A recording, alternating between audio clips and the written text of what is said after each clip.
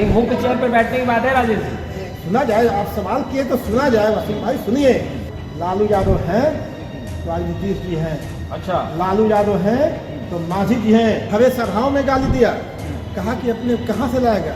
उनके पिताजी को गाली दिए, उनके माताजी को गाली दी। मझिया कहलाते, नीतीशवा कहलाते, अच्छा, ललुआ कहलाते थे। नमस्कार, आप लाइव सीरीज देख रहे हैं, आपके साथ मैं हूं वसीम खान। देखिए, पूरे बिहार भर से युवाओं का जुटान राजधानी पटना में लग रहा है। तेजस्वी यादव से सवाल पूछेंगे बिहार के युवा, और आपको फ्रेम में दिख रहे होंगे राजद के कद्दावर युवा नेता, और सबसे बड़ी जिम्मेदारी इन्हीं के कांधे पर है। देखिए, युवा राष्ट्रीय जनता दल के प्रदेश अध्यक्ष हैं, और एक बुलावे पर हजारों हजार युवा पटना पहुंच रहे हैं।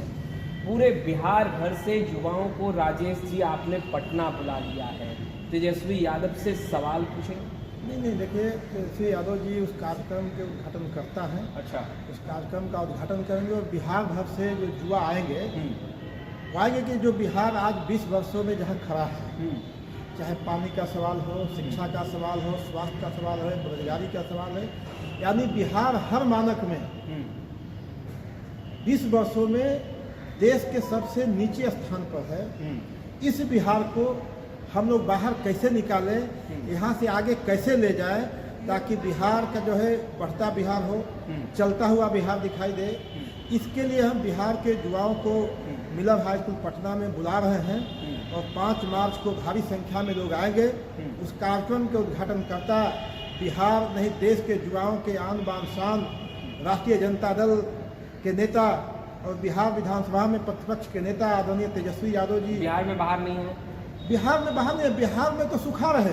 सुखाड़ है? सुखाड़ है भाई, यहाँ बेरोजगार मर रहे हैं। नियुक्ति पत्र तो नीतीश कुमार बांट रहे लगातार। देखिए, नियुक्ति पत्र जो है आप देख सकते हैं, नियुक्ति पत्र तो खैर नीतीश जी का कोई सोच ही नहीं है। वो तो तेजस्वी जी को अल्प समय जो मिला, और अल्प समय में उन्होंने एक छोटा सा काम किया है। 5 लाख नौकरी देने का एक छोटा काम किया है भाई, बहुत तेजस्वी ने किया है। जी, तेजस्वी जी का आइडिया है और तेजस्वी जी ने बांटा है, और उस मुख्यमंत्री से उन्होंने बंटवाया है जो मुख्यमंत्री बिहार भर में घूम घूम के कहा कि हम नौकरी नहीं दे सकते हैं, हम पैसा कहाँ से लाएंगे। इसलिए तेजस्वी जी को गाली सुनना पड़ा। अब सब गाली सुनना पड़ा, आप लोग सब जानते हैं, नीतीश जी ने गाली दिया था, हरे सभाओं में गाली दिया, कहा कि अपने कहाँ से लाएगा। उनके पिताजी को गाली दिए, उनके माताजी को गाली दिए, सिर्फ इसलिए कि तेजस्वी जी कह रहे थे कि बिहार के नौजवानों को हम सरकारी नौकरी देंगे। लेकिन तेजस्वी जी को अल्प समय मिला, और 17 महीना में इन्होंने बिहार के लोगों को जो एक रास्ता दिखाया, उन्होंने नियुक्ति पत्र दिया। 5 लाख लोगों को नियुक्ति पत्र उन्होंने बंटवाया, और उसी मुख्यमंत्री से बंटवाया जो मुख्यमंत्री गाली दे रहे थे। अच्छा, इन्होंने 3.5 लाख का काम तय करके आया था कि हम अभी बना ही रहे थे, क्योंकि किसी कारण से हट के उस पर मैं नहीं जाना चाहता हूँ। 3.5 लाख नौकरियों को प्रक्रियाधीन करके आए थे। अच्छा, हम चाहते हैं कि कम से कम उसको पूरा कर दे। नीतीश जी, जो तेजस्वी जी 3.5 लाख करके आए थे प्रक्रियाधीन, उसको कर दें। वो तो बोल रहे हैं 10 नहीं, हम 12 लाख देंगे। भाई वो तो गाली दे रहे थे, कहाँ से देंगे।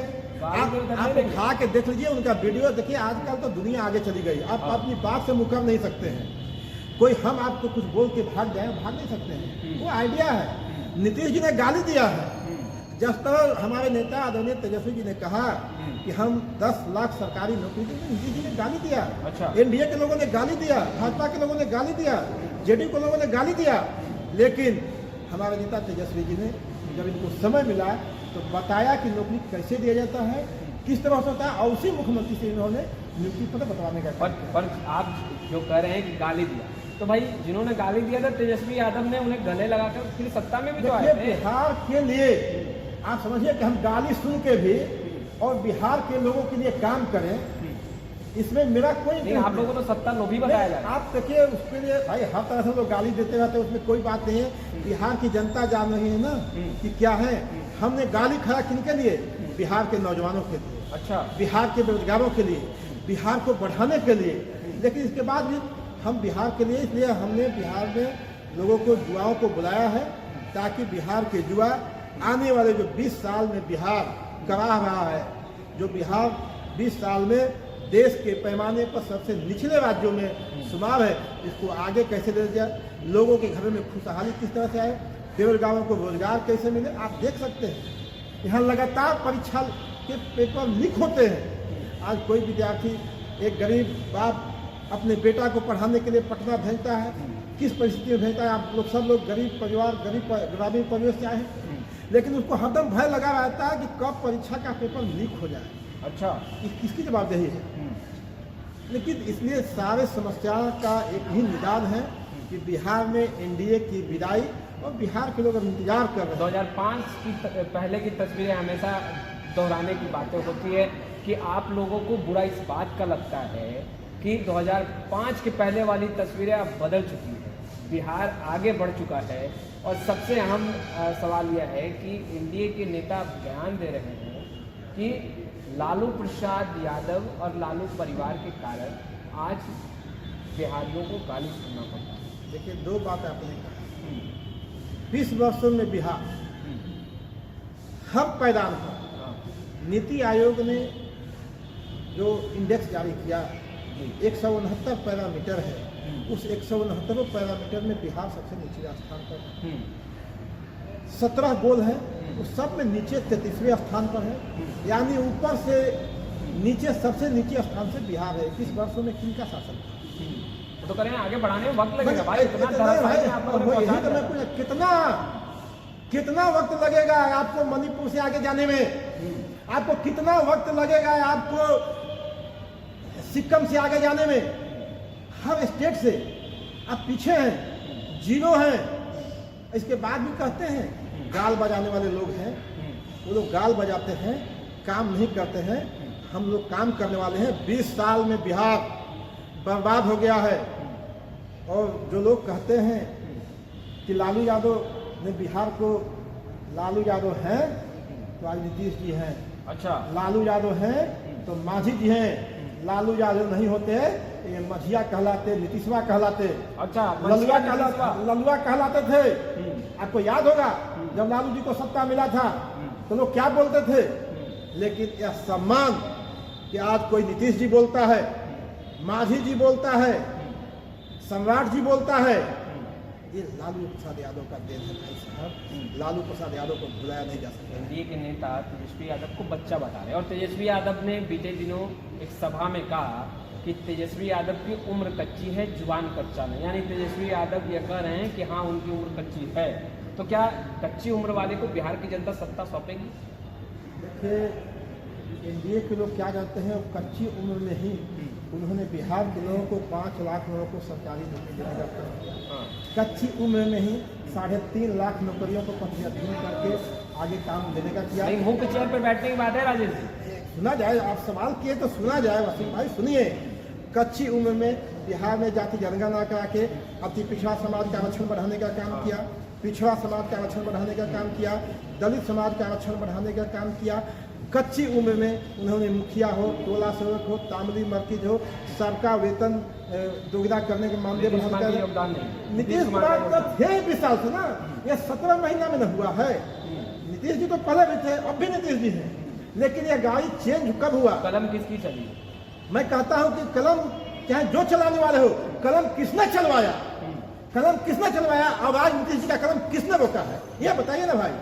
कलम तेजस्वी जी ने, जिस कच्ची उम्र की बात करते हैं, 20 शहरों का उनका अधिग्रहण किया, उन्होंने स्पोर्ट्स पॉलिसी बनाई, उन्होंने टूरिज्म पॉलिसी बनाई, उन्होंने IT क्या नहीं किया 17 दिन में? आप समझिए कि अगर इनको 5 साल मिल गया होता तो क्या होता? इसलिए बिहार का युवा, बिहार की महिला, बिहार का किसान ये बार 5 सालों के लिए तेजस्वी जी को सत्ता देने जा रहे हैं। अब इसमें कोई बाकी नहीं रह गया। मिलर ग्राउंड में क्या पूरे बिहार भर से युवाओं को आपने बुलाया, और कितनी संख्या में युवा जो है वो? देखिए, बिहार भर के युवा आएंगे, चौपाल लगेगा, और बिहार की बदहाली से, बिहार की बेरोजगारी से, बिहार के भ्रष्टाचार से किस तरह से निजात दिलाएगा, इस पर बातें होंगी।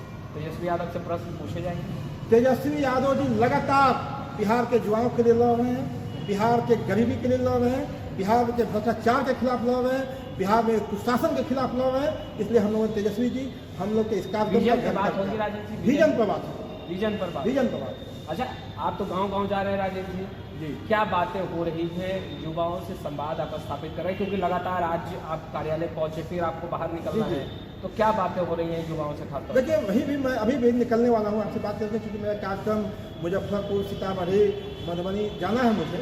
लगातार मैं जहाँ भी जा रहा हूँ, लोग पेपर लीक से, जो पढ़ने वाले बच्चे हैं पेपर लीक से परेशान हैं, उनको मालूम है कि माफिया राज है यहाँ, तो माफियाओं का राज चल रहा है। महंगाई इतनी बढ़ी है, जब हम गाँव में बूढ़ी माँ के पास जाते हैं तो उन लोग की इतनी स्थिति खराब है कि आज खाने पर लाला पड़ा हुआ है, चाहे खाने की वस्तुएँ हैं या कपड़ा हो, हर जो जरूरत की चीज़ें इतनी महंगी हो गई है। और हमारे समाजवादी लोगों का एक नारा था, समाजवाद का जो है, उन्होंने कहा था कि महंगाई बांधो, दाम बांधो। जब तक दाम नहीं बांधोगे इन गरीबों के घर में खुशहाली नहीं आएगी। लोहिया जी ने तो कहा था कि दाम बांधो, और लोग आके दाम को खोल दिए हैं, जिसके चलते आज देश में जो है गरीबों की संख्या बढ़ी है, अमीरी और गरीबी के बीच की खाई बढ़ी हुई है। इसको किस तरह से निकाला जाए, जिसके लिए हम लोग लगातार लोगों के बीच में काम कर रहे हैं। कार्यकर्ता आएंगे या फिर आम बिहार की युवा?